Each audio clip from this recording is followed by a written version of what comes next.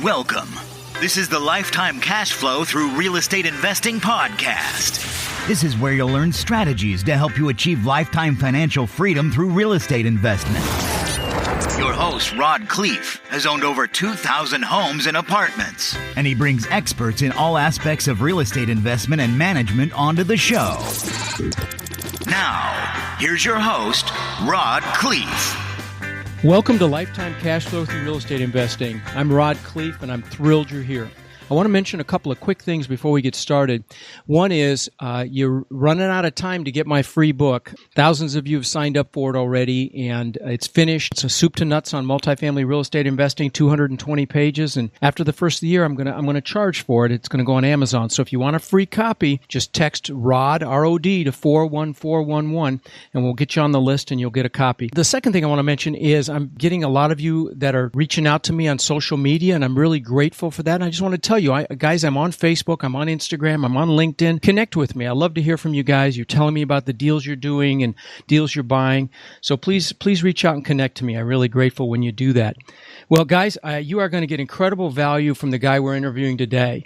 His name is Garrett Sutton. He's been practicing corporate law for over 3 decades, helping entrepreneurs and real estate investors around the world protect their assets and maximize their financial goals through real estate. And he's got 2 companies, Corporate Direct and Sutton Law Center. He's a guest speaker. And what's cool, he's on one of the Rich Dad Advisors with Robert Kiyosaki. He's written 4 top-selling books, Start Your Own Corporation, Run Your Own Corporation, Writing Winning Business Plans, and Loopholes of Real Estate. They're all 4 are on my bookshelf in my library. And we're really lucky to have him on the show today. Garrett, thank you for joining us today. My pleasure, Rod. Thanks for having me. Absolutely. I know you're an expert in corporate formation, forming in LLCs, and how important that is whenever you're buying property. Let's talk a little bit maybe about your history first, if you don't mind, and just expand on what I just said, and then we'll dig right in. Sure. Well, I grew up in the San Francisco Bay Area. I went to the University of California at Berkeley, and then went across the Bay to San Francisco to Hastings College of the Law, which is the University of California's law school in San Francisco. And I always kind of liked corporations and the idea of helping people protect their assets. And I eventually moved up to Reno, Nevada, where I'm located. And Nevada, along with Wyoming, are the 2 best states for setting up entities. They provide superior asset protection. So I've just really focused on helping people invest in the United States. We have clients from around the world that are investing in the United States real estate. Right. And it just is quite enjoyable. And then I became very fortunate to become associated with Robert Kiyosaki and became one of the Rich Dad Advisors. And with Robert, we travel around the world talking about financial education and achieving financial freedom. So it's been very satisfying. And it's been great writing these books and helping people understand that there's a lot they don't teach you in school, right? That you can pick up on your own. You're not going to get it in a classroom necessarily, but you can pick it up. And there are people all over the country, as you see, Rod, that are taking steps to improve their financial standing. Right. Right. No question. And a lot of my listeners, I mean, there are people that want to invest in multifamily or already started investing in multifamily. And so I know you're going to add incredible value today. So let's talk about first why it's important for someone to utilize LLCs not necessarily over other corporate structures, because we don't need to get into other corporate structures. And guys, don't even bother with the other ones. We want to focus on LLCs because that's really the best vehicle for real estate. So tell us why an LLC is so important. Well, Rod, we live in a very litigious society. People are suing each other all the time. And when you own real estate, you're operating a business. You can get sued by a contractor or a tenant. And if you hold real estate in your individual name, someone suing over the real estate can not only reach the equity in the real estate, but also all of your personal assets. So we want to limit that. And by having the LLC own the real estate, when you go to the county recorder, title is in the name of the LLC. You have to take that step. Right. When you do that, you're limiting your personal assets from exposure. Someone suing can get the equity in the LLC, but they can't get beyond the LLC to reach all of your personal assets, the equity in your house, your bank account, your retirement accounts. So we want to put in LLCs to limit that liability. And that's what we talk about in the book, Loopholes of Real Estate, is how to use asset protection to protect your real estate. Okay. So certainly you'd want to use an LLC for asset protection. Now, do you have clients that take it to another level? For example, they'll have an LLC hold a piece of property and then and have different properties in different LLCs, and then maybe have another LLC as a holding company that holds the membership interests in the LLCs that own the properties directly? That's exactly right, Rod. That's how we set it up for people. So, for example, you buy a property in South Carolina. We have a South Carolina LLC that's on title for the real estate. And then the South Carolina LLC is owned by, for example, a Wyoming LLC. If someone sues you in a car wreck, they have to fight through the Wyoming LLC, which offers really good asset protection, to even get at the South Carolina LLC. Then, Rod, you buy a property in North Carolina. We have a North Carolina LLC owned by that same Wyoming LLC. We don't have to set up a new holding company every time. And so we just have LLCs in the state where the property is located, owned by one Wyoming holding LLC. Now, you could put 10 properties into one LLC if you wanted. I don't recommend that, because if a tenant sues, they can get the equity not only in the property that they're suing over, but the 9 other properties held in the LLC. So we don't want to put too many properties in one LLC. I like splitting it out. I agree. It'll depend on the equity in the property and the risk of each property. But most of our clients rarely put more than 3 properties into one LLC. And I agree.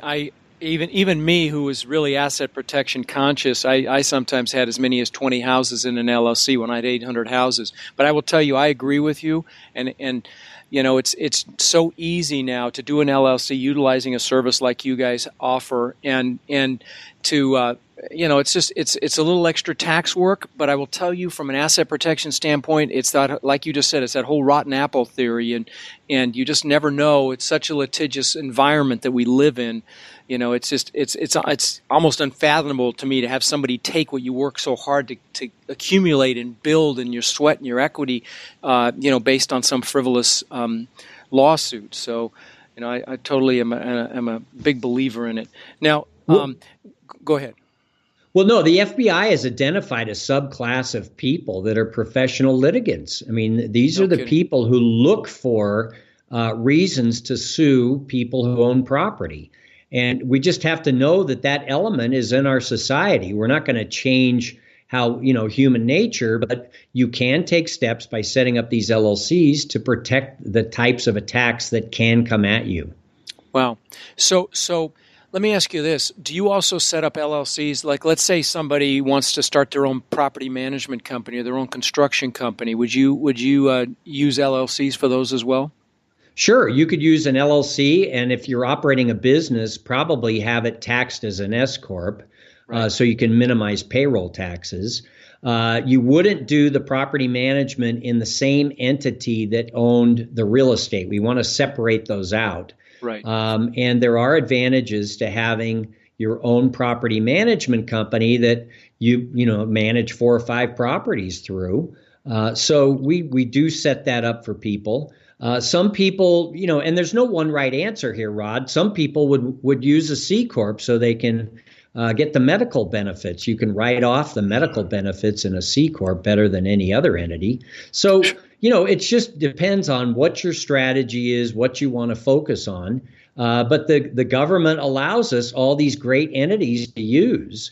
And they don't teach how to use them in school, right. But they do provide, each state provides laws that allow you to limit your liability so that, the people need to be protected as they grow their wealth. And the state laws allow for that.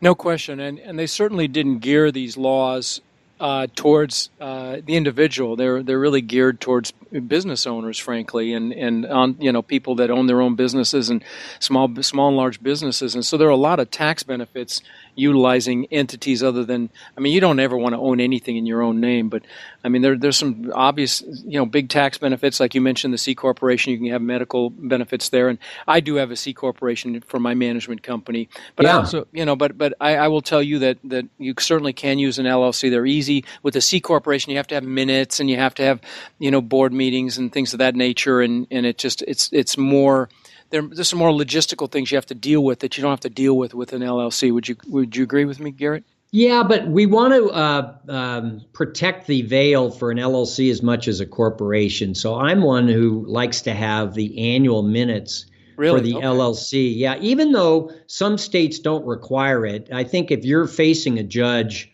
and they want to see your minute book, you want to show that you've followed the corporate formalities, even for an LLC, and that you have had the minutes done every year. As well, Rod, if the IRS ever comes calling, the first thing they want to see is your minute book. No kidding. And if you have a minute book with the articles in it, the operating agreement, the minutes of the meetings, that goes a long way with the IRS on an audit. So I like following the formalities, and we talk about all of it in the books and on our website, Corporate Direct. Let's segue a little bit. So guys, definitely Garrett's a great resource for corporate structuring and that. But I want to segue. You were telling me you have a new book that you just wrote about toxic clients. Can we speak about that? Because I think that'd really add value to my listeners. Sure. Well, Rod, when we start out, we want to take any business that walks in the door. And at some point, we have to learn that not every client is a good client. And in my experience as a lawyer, the old joke in the law profession is the best practice is one without clients. Right. Let me just interject one thing here, because I don't want anybody to tune out. Guys, we're not just talking about clients here. We're talking about potential investors. We're talking about other people in your network that you're going to be doing business with, or, maybe other partners, all of that. So when he says the word client, I want you to transpose that to anybody that you're going to want to do business with. So please continue, Garrett. Well, that's a very good point, Rod. I mean, the book deals with all sorts of situations, tenants, contractors. If you own a multifamily property, you're dealing with a lot of different types of people, and some of them are going to be problematic. And so that's what the book addresses, is not every client is a good client, and you need to learn early enough which clients, which people not to deal with before they make your life miserable. So we go through various scenarios in the book. There are plenty of people out there that have mental health problems. Probably 1 in 5 people has some sort of problem. And while you want to be understanding of it, it's not your problem. We have people with drug and alcohol problems. You need to learn the signs of these types of people and avoid dealing with them. We also in our society now have a group that suffer from entitlementia, which is the dementia of entitlement. Right. And we see that more and more in society. And you just cannot let these people kind of weasel their way into your business and your life, because they will make you miserable. And you'll spend 80% of your time on 20% of these negative clients. No question. That's very valuable right there, guys. It's those problem people, the ones that want to beat you up on the price, and those are the ones that take up 80% of your time, and they're not your top contacts. Now, do you have any strategies for weeding out these people, or do you have any thoughts? I mean, does your book talk about that at all? How to recognize them? Yeah, the book goes into all of it. But one thing, and a lot of people don't learn this until later on in their career, is you've got to listen to that little voice that tells you something's wrong. Just rely on your intuition. Right. When that little voice is telling you something's wrong, believe it. More frequently than not, it is right on. Absolutely. And I actually did a whole section on that. I literally did a whole segment in my podcast here about intuition and how many times I've ignored it to my peril, and I've regretted it every time. Your gut is right. It's always right. In fact, I literally just told that to somebody on a free call I had, that they were looking at an 18-unit building, and she'd done all the math math and had all the facts. And I said, listen, you have to, at some point, you have to go ahead and trust your gut. You have to trust your intuition. And that absolutely applies to relationships. You have to, how does it feel? Does your stomach tell you something's wrong, even though it sounds great and everything looks good? Your stomach is telling you something's wrong. Listen to your stomach. Listen to your body. Listen to, what you're feeling, because, and women are, I hate to say it, it's sexist, I suppose, but women are much better at it typically than men. And, I can't tell you how many times my wife has said, I'm not sure about this person. And I know once I ignored it and I regretted it. So, that's well, I agree with you, Rod. My wife is much better at it than I am. Right. So if you have a spouse that is really keen on that sort of stuff, listen to them as well. Yeah. The other thing is sometimes people will give you nonverbal cues. Their body language, the way they're, conducting themselves, smacking their lips, touching their face, rubbing themselves. I mean, a lot of those signs are signs that they're not square with their conscience. And you have to look at the body language of the people you're dealing with and pay attention to it as well. Yeah, no question. In fact, I have a business that I hire C-level employees for from time to time. And whenever I do a high-level hire like that, I always take that person to dinner with my wife and let her look him over, have a drink, let him loosen up, and I was ready to hire a COO at one time, and I actually backed out after that dinner because of the wife's intuition. So that's valuable. So what is the title of that book again? I didn't say it completely. It's called Toxic Client: Knowing and Avoiding Problem Customers. Okay, good. Okay, so I know that you've been working with Robert a long time, and so you've heard, you've been in the room when you guys, I know you travel and you do workshops and things of that nature. What advice would you give an aspiring multifamily investor, from your genre, from your framework, that what would you tell them? Give them some advice. Well, Rod, I would always suggest that people attempt to get educated. To read the books, go to the seminars, but at some point, then you have to do it. Right. Too many times I see the paralysis of analysis, and people just never take that first step of buying that first property. And for me, it was kind of a leap of faith that I felt I was doing the right thing. But going into it, know that you're going to make some mistakes, and it's okay. Everybody before you made a few mistakes. So you just have to get out there and do it. That's what I see. There's a lot of great education like your podcast here, but at some point you just have to move forward. No question. Yeah, no question.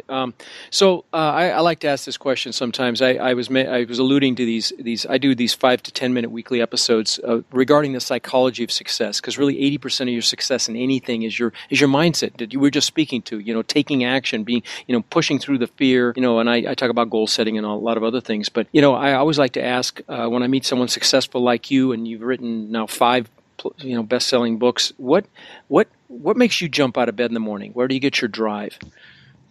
That's a good question. I do all my writing at about 4:30 in the morning. So I get up in the morning, have that first cup of coffee, and sit down and write. And I really enjoy writing. It's just been great to be associated with Robert and him wanting me to write books. So that drive is because I'm doing what I really enjoy doing. That's what gets me out of bed every morning. Well, that's great. You're doing what you love. And guys, and those of you listening, and I've said it before, even as it relates to multifamily real estate, if you don't love it, don't do it. And I've pushed people away from multifamily in some of these calls that I've taken where they've said, I really love this, and I said, well, then go do that. Do what you love. And here's a perfect example of that in action. Garrett, what's next for you? You have another book on the horizon? What's coming up for you? Well, I wrote a book on how to use LLCs and LPs, limited liability companies and limited partnerships. And the law is ever changing. So this is the 4th edition, and it comes out January 10th. So I'm finishing up this book and getting ready to, get out and talk about LLCs and LPs. And then, we assist people in forming these entities. And Rod, it sounds like you're kind of in the same boat, but I talk to people all over the country about structuring assets and limiting their liability, and I just really enjoy it. I get to meet people in all walks of life from around the country, around the world, and so I'm just going to continue helping people protect their assets and learn about them, and hopefully avoiding the toxic ones. Fantastic. So how do people reach you, Garrett? The best way, we have our website, which is corporatedirect.com. And if you mention Rich Dad, you can get $100 off on a formation. Oh, super. And we also, if you want to talk to an incorporating specialist, we offer a free 15-minute consultation. So you can call 800-600-1760. That's 800-600-1760. And get a free consultation and just see if we can help you. Perfect. Well, listen, Garrett, thank you so much for your very valuable time. I really appreciate you being on the show, and hope we'll get to shake your hand one day. That sounds good, Rod. Thanks for having me. Thanks, Garrett. All right, bye now. Thank you for listening to the Lifetime Cash Flow Through Real Estate Investing podcast. If you've enjoyed the show, please subscribe and then take a moment to visit iTunes and leave a 5-star rating and review. For more resources to connect with us further, please visit our website at lifetimecashflowpodcast.com. Tune in next week for our next show.